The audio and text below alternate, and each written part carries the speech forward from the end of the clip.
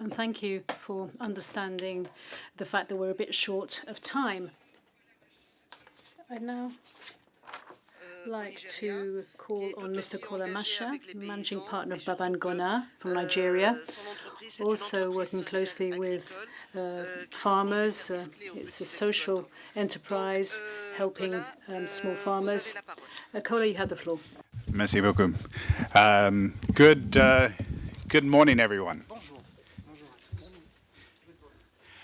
So today we are here to talk about Babban Gona and the work that we're doing with smallholder farmers in northern Nigeria. So Babban Gona, which means great farm in the language of northern Nigeria, Hausa, is a highly innovative, scalable, and financially sustainable business that is part owned by the farmers that we serve. In effect, what Babban Gona does is address the underlying reason why small-scale farmers are poor, which is their low economies of scale, and enables them to dramatically improve their profitability and productivity. So we have definitely not done this alone. We have a tremendous group of partners that particularly have provided a significant amount of debt financing to enable us to scale. I must begin by thanking the EU, particularly through the EDFI program, that has been a critical partner for us, among others. And with that support, over the last 10 years, we've been able to generate significant impact and be able to garner a lot of support from other partners. Forbes recently listed us as one of the top 5 most innovative social enterprises on the planet. We were the first organization to win to be the first for-profit organization to win the Skoll Award for Social Entrepreneurship. Bill Gates recently highlighted us as one of 5 agricultural innovations to reduce carbon emissions. And we are recently listed by the London Stock Exchange as companies that inspire Africa. In addition, we've been our work particularly in supporting the reducing the impact of insurgencies in the region that we operate has been highlighted by the Wall Street Journal, Financial Times, amongst others. Now, these are Babban Gona members. You can see they're quite happy. Why? Over the last several years, the average Babban Gona member has been able to achieve yields that are more than two times the national average. They've been able to achieve net incomes that are more than 2.5 times the national average. This has enabled us to scale about 300-fold since inception. Today, we are the single largest maize-producing entity in Nigeria. Cumulatively, we have deployed over 140,000 loans to smallholder farmers in northern Nigeria and achieved a repayment rate of over 99%. And finally, we've been able to do that while being financially sustainable. So we are able to do that and achieve a positive net income doing that. Now, before we talk about exactly what we do, I want to talk briefly about why we do it. Well, in Nigeria alone, from 1990 to 2010, about 20 million youth entered the Nigerian workforce. This triggered youth unemployment to spike over 60%, triggering not 1, not 2, but 3 insurgencies. And we fundamentally believe that as oxygen is to fire, so are unemployed youth to insecurity. With a median age of 18, in Nigeria alone and across the ACP region, that number is much larger. We'll have 80 million youth entering the workforce between 2010 and 2030. Put that in context, that's the population, approximately the population of Germany. Now, we firmly believe that there is a solution, and that solution is smallholder agriculture, which is the region's job creation engine. It's massive, typically 25 to 30% of GDP, tremendous growth potential, labor intensive, and requires relatively limited skills. Now, the reality, though, most people would say that why would a young person want to be a smallholder farmer? Well, they don't want to be a smallholder farmer because they're very rational. To them, they've seen their mother, their father, their grandmother, their grandfather practice smallholder farming and being stuck in poverty. But the reason why they've been stuck in poverty is an underlying structural problem, which is those low economies of scale. And in addition, as a young smallholder farmer, you have an additional burden. They typically have smaller farm sizes due to hereditary practices.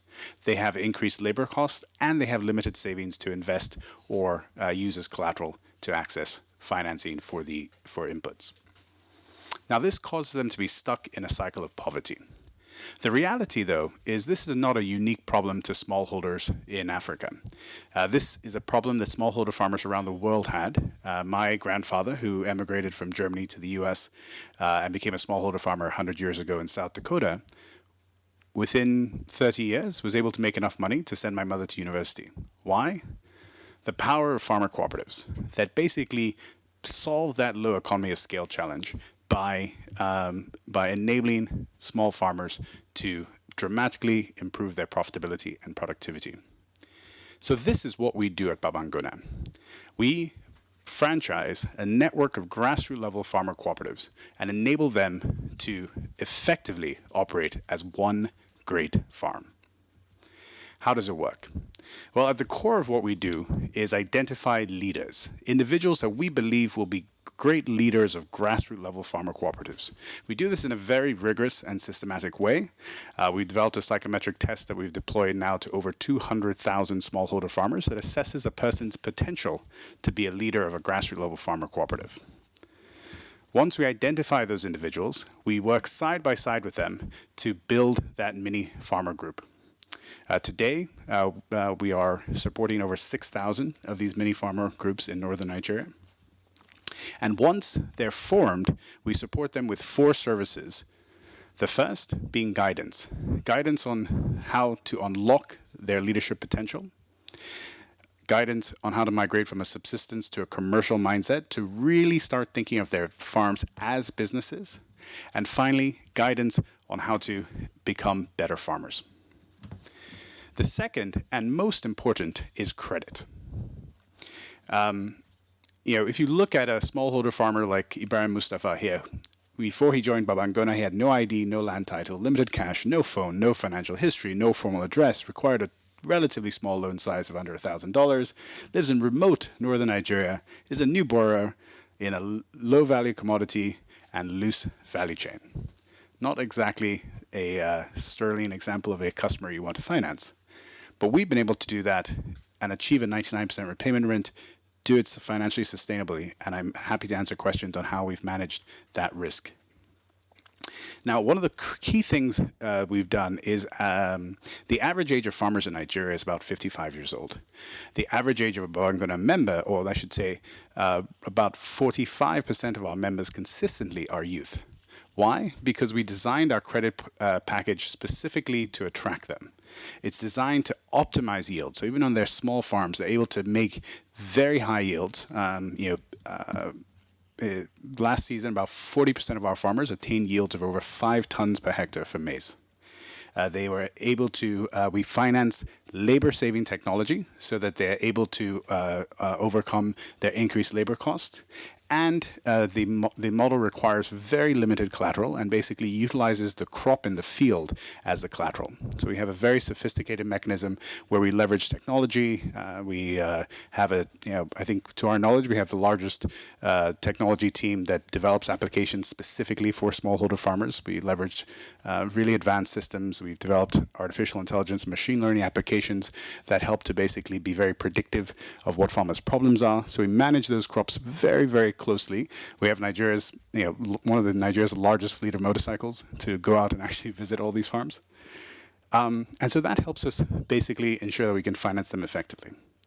Now, that credit comes 100% in kind in a complete and holistic set of inputs, all the way from the highest quality seeds and other inputs to a farm analysis. A person visits their farm every 2 to 4 weeks throughout the season, all the way down to harvesting, where we provide them the empty bag, the needle, and the thread.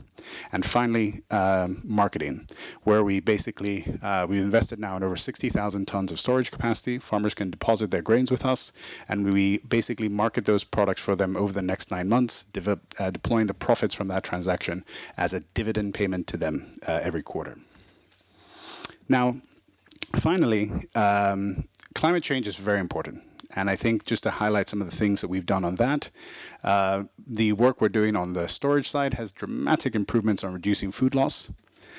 We've improved supply chain efficiencies by ensuring that a farmer's produce is touched 50% less than normally, dramatically reducing its carbon footprint. And finally, the work we're doing to stimulate the growth of the poultry industry by reducing costs in the sector will help to shift the diets towards poultry, which has a 50% less greenhouse gas emissions. On resilience, we're in the process of developing systems to finance access to irrigation to make them more resilient. We are leveraging drought-tolerant seeds, developed very innovative insurance products, and we are improving soil structures to increase the water retention capacity. In closing, here is an example of one of our members, Haruna Adamu, and what we think about is how we think about our impact is in terms of enabling Haruna to unlock his dreams. And for him, that was ensuring that his children, Abdul, Nana, and Asiya, are properly educated. Our vision is to enable 1 million smallholder farmers like Haruna achieve their dreams by 2025, impacting over 5 million people. Thank you.